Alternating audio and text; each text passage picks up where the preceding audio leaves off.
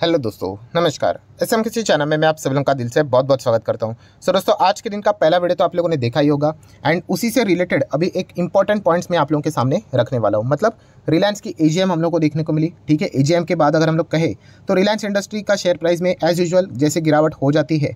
Average performance की बात करें एजीएम के बाद का परफॉर्मेंस, तो वैसा ही कुछ हम लोग को नज़ारा देखने को यहाँ पे मिला। सिमिलर वे जेएफएस की भी बात करें तो 2% की गिरावट हम लोग को देखने को मिली है। सो देखा गया तो एजीएम में जो भी अनाउंसमेंट किए जाते हैं ना दोस्तों, ऑब्वियसली वो लॉन्ग टर्म के हिसाब से अनाउंसमेंट होते हैं। ठीक है, शॉर्ट टर्म वाले अनाउंसमेंट नहीं होते कि कल क्या होगा करके। हाँ, शॉर्ट टर्म के हिसाब से देखा गया तो कुछ ऐसे अनाउंसमेंट मतलब एक्सपेक्ट किए जाते कि कुछ तो अच्छी खबर आएगी, जैसे कि रिलायंस रिटेल के आईपीओ से रिलेटेड कोई खबर दे दे, या फिर जियो के आईपीओ से रिलेटेड कोई अपडेट दे दे, या फिर जेएफएस से रिलेटेड जो सर्विसेज वो स्टार्ट करेंगे उसका डेट का अपडेट दे दे। तो ये शॉर्ट टर्म वाली खुशियों की बात यहाँ पे हो जाती, बट ऐसा तो कुछ आज के दिन तो हमें देखने को नहीं मिला। हाँ, बट जो भी अनाउंसमेंट थे, ठीक है, वो सभी के सभी लॉन्ग टर्म के हिसाब से हम लोग को देखने को मिल जाते हैं। जैसे कि अगर हम लोग बात करें आने वाले 5 साल में रिलायंस का टारगेट रहेगा कि मार्केट कैप को डबल करके चलना। ठीक है, मुकेश अंबानी सर ने भी खुद का जो टर्म है वो 5 साल के लिए यहाँ पे एक्सटेंड कर दिया है। ठीक है, तो ये सारे लॉन्ग टर्म के प्लान्स यहाँ पे होते हैं। सो उस हिसाब से अगर देखा गया दोस्तों, तो रिलायंस के एक एक पिलर्स को अभी हम लोग कवर करेंगे एंड कौन कौन से कॉम्पिटिटर को अभी ये टक्कर देने वाला है उसकी हम लोग बातचीत यहाँ पे करने वाले हैं। सो सबसे पहले अगर हम लोग बात करें, नो डाउट जियो से रिलेटेड ही सबसे ज़्यादा हम लोग को बातचीत होते हुए देखने को मिली। डिजिटल लाइफ की अगर हम लोग बात करें तो आप सभी लोगों को पता ही है कि इसका सबसे बड़ा कॉम्पिटिटर फिलहाल हम लोग को भारतीय एयरटेल देखने को मिल जाता है। अगर हम लोग टेलीकॉम की बात करें तो बाकी दूसरा प्लेयर तो अभी क्या ही बोले, वोडाफोन आइडिया फॉर्मेलिटी के हिसाब से हम लोग इसको कवर कर लेते हैं। बट अगर बेसिकली अगर देखा गया तो एयरटेल ही एक ऐसा प्लेयर है जो कि जियो को एक अच्छे लेवल पे टक्कर देते हुए देखने को मिल जाता है। बट फिर भी मुकेश अंबानी सर का जो आज के दिन का स्पीच था, उन्होंने ये भी कहा कि जो बाकी के लोग, मतलब जो रिपोर्ट्स आती है ना सामने कि इस मंथ में कितने सब्सक्राइबर जोड़े या फिर कम हुए करके, तो सिर्फ ये 2 ही प्लेयर सब्सक्राइबर जोड़ रहे। कौन सा? एक एयरटेल एंड दूसरा जियो। सो एंड उसमें अगर देखा गया तो कौन कौन सब्सक्राइबर अपने लूज़ कर रहा है, तो बीएसएनएल की बात करें, एमटीएनएल की बात करें एंड वोडाफोन आइडिया, ये जो कहानी है वो बहुत पुराने समय से हम लोग को वैसे ही देखने को मिल रही है।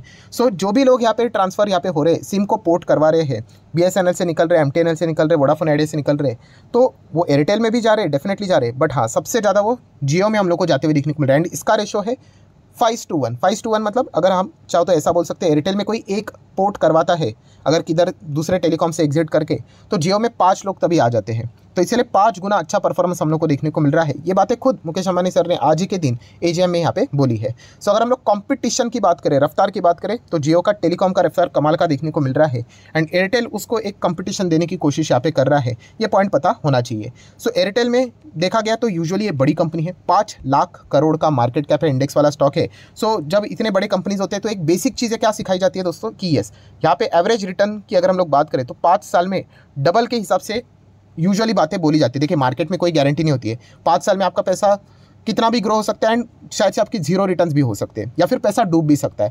हाँ, बट अगर एवरेज परफॉर्मेंस की बात करें तो डबल के हिसाब से आपने एक अंदाज़ा यहाँ पे लगाना चाहिए। ये पॉइंट हम लोग को देखने को मिल रहा है। वोडाफोन आइडिया में तो मतलब कोई जाने का सेंस बनता ही नहीं। ये तो ट्रेडिंग वाला स्टॉक है, इन्वेस्टमेंट के हिसाब से जाएंगे तो मतलब क्या ही पैसा बनेगा। ठीक है, कभी हाँ, ये वाला पॉइंट पक्का है कि अगर आपका लक चल गया, ठीक है, निवेश किया, कुछ तो अनाउंसमेंट आ गया, फंड आ रहा है करके और स्टॉक डबल हो गया, तो लक चल गया तो ठीक है, तो लक भी आजमाना है तो फिर देख सकते हो। फंडामेंटल्स के हिसाब से देखा गया तो ये तो बस अपने सर्वाइवल मोड पे यहाँ पे चल रहा है। नेक्स्ट अगर हम लोग बात करेंगे दोस्तों तो रिलायंस रिटेल में भी देखा गया कोई नया अनाउंसमेंट देखने को नहीं मिला। जो पुरानी बातें थी वही थी, कितना फंड यहाँ पे रेज किया करके, वैल्यूएशन कितना हुआ करके, ठीक है, इंडिया में इसका नंबर कितना है करके फिलहाल एंड ग्लोबली कितना इसका नंबर है करके। बट फिर भी अगर देखा गया कंपटीशन के हिसाब से तो ट्रेंट लिमिटेड को कमाल का कंपटीशन दे रहा है।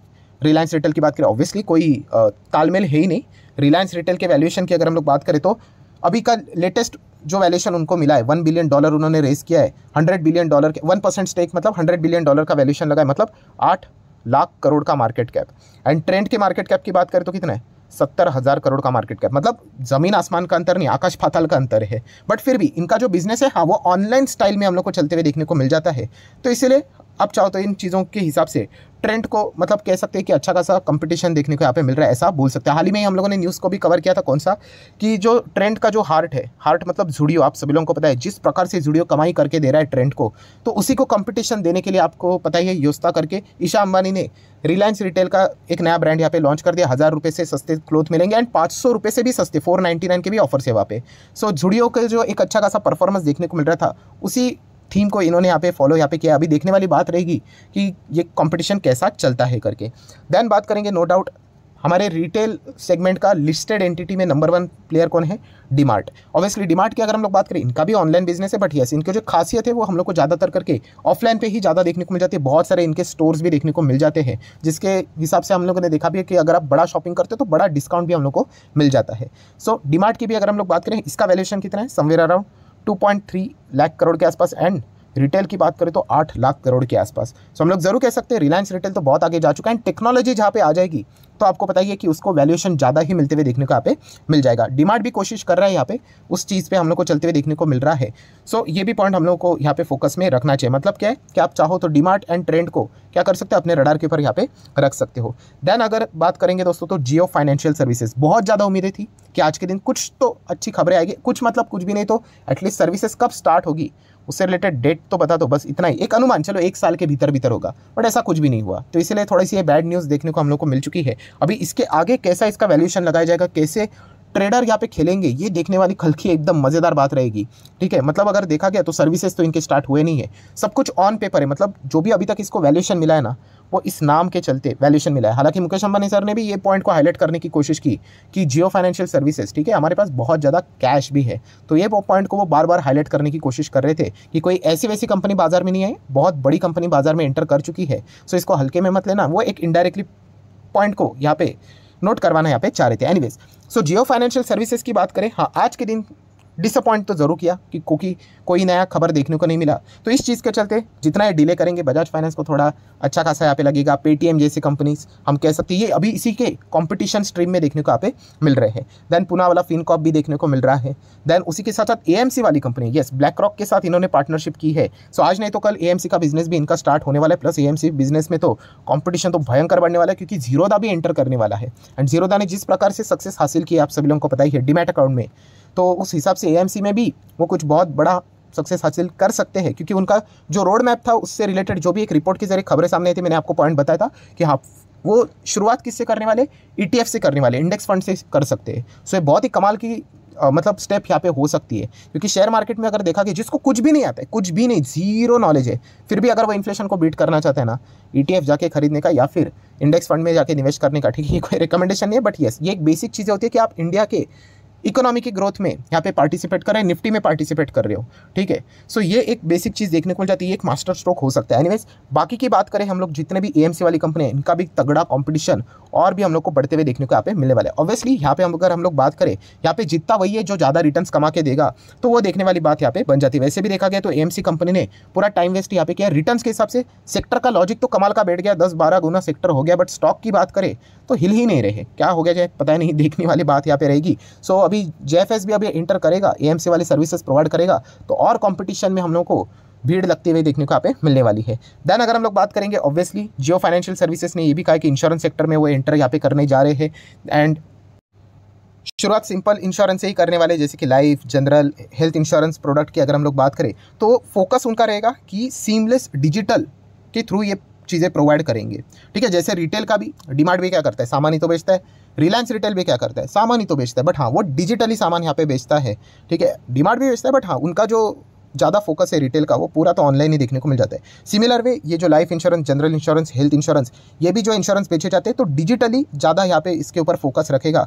ये पॉइंट भी किसने बोला है? रिलायंस ने। जेएफएस की अगर हम लोग बात करें आज के दिन देखने को मिला है, शायद से वो ग्लोबल कुछ टाइप्स भी यहाँ पे कर सकते हैं। ये तो आने वाले समय में ही देखना पड़ेगा लाइसेंस आने के बाद कि क्या होता है करके। सो इसमें अगर देखा गया तो डायरेक्ट कंपटीशन पीबी फिनटेक को रहेगा। ये भी ऑनलाइन इंश्योरेंस पॉलिसी बेचते हैं, पॉलिसी बाजार नाम में ही सब कुछ आ जाता है। सो इसको अच्छा कंपटीशन रहेगा, तो इसको जरूर फोकस में रख लेना। देन जितने भी इंश्योरेंस वाली कंपनी है, LIC, SBI life, ICICI Pru, HDFC life, so सबका कंपटीशन अभी धीमे धीमे करके हम लोग को लिस्टिंग के हिसाब से भी बढ़ते हुए देखने को यहाँ पे मिलने वाला है। देन ICICI लोम्बार्ड की अगर हम लोग बात करें, जनरल इंश्योरेंस में भी वो एंटर कर रहे हैं, तो ये भी है। देन बजाज फिनसर्व भी हम लोग को इसी सेगमेंट में काम करते हुए देखने को मिल रहा है, तो ये पॉइंट भी देखने को मिल रहा है। एंड देन अगर हम लोग आखिरी बात है यहाँ पे करेंगे, जो कि ऑलरेडी उन्होंने अनाउंसमेंट किया था कि 75,000 करोड़ वो ग्रीन एनर्जी के चलते यहाँ पे इन्वेस्ट कर रहे हैं। तो ग्रीन एनर्जी वाले जितने भी हमारे बड़े बड़े प्लेयर्स हैं उनके ऊपर तो फोकस यहाँ पे रहेगा ही रहेगा, ठीक है। तो इसमें अदानी भी देखने को मिल जाता है, टाटा भी देखने को मिल जाता है, ठीक है, कुछ सरकारी कंपनियां भी देखने को यहाँ पे मिल जाती है। तो ये ग्रीन एनर्जी सेक्टर ना एकदम वास्ट सेक्टर, बहुत बड़ा सेक्टर है। हर किसी का अपना अपना योगदान अलग अलग है। कोई पावर बनाता है, कोई ट्रांसमिट करता है, कोई जनरेट करता है, कोई डिस्ट्रीब्यूट करता है, ठीक है, कोई हाइड्रोजन से रिलेटेड काम करता है, कोई बैटरी से रिलेटेड काम कर रहा है। इलेक्ट्रिक व्हीकल भी ग्रीन एनर्जी सेगमेंट में ही देखने को मिल जाता है। सो ये भी पॉइंट हम लोग को पता होना चाहिए। सो रिलायंस के आज के एजीएम के चलते ये स्टॉक आप लोगों के रडार के ऊपर रहना चाहिए। देख लेते हैं इनका रिएक्शन कल के दिन भी हम लोग को क्या देखने को मिल जाता है। तो आशा करता हूं दोस्तों वीडियो हेल्पफुल लगा होगा। तो चाहो तो इसको लाइक एंड शेयर कर सकते हैं। डीमैट अकाउंट अगर आपने अभी तक ओपन नहीं किया तो लिंक नीचे डिस्क्रिप्शन में 25 वीडियो की लिस्ट भी आपको बिल्कुल फ्री ऑफ कॉस्ट मिल जाएगी। आपका नाम, कौन सा अकाउंट आपने लिंक के थ्रू ओपन किया है, प्रॉपर्ली कमेंट सेक्शन में मेंशन कर देना। तो हफ्ते भर के अंदर अंदर मेरे साइड से जो जितने भी वीडियोज़ है वो फ्री ऑफ कॉस्ट प्रोवाइड यहाँ पे कर दी जाएंगे, ताकि आप शेयर बाजार को थोड़ा सा ऊपर से आसान भाषा से यहाँ पे सीख सको। So that's it, thank you very much दोस्तों। We will be meeting our next video. तब तक के लिए बाय बाय।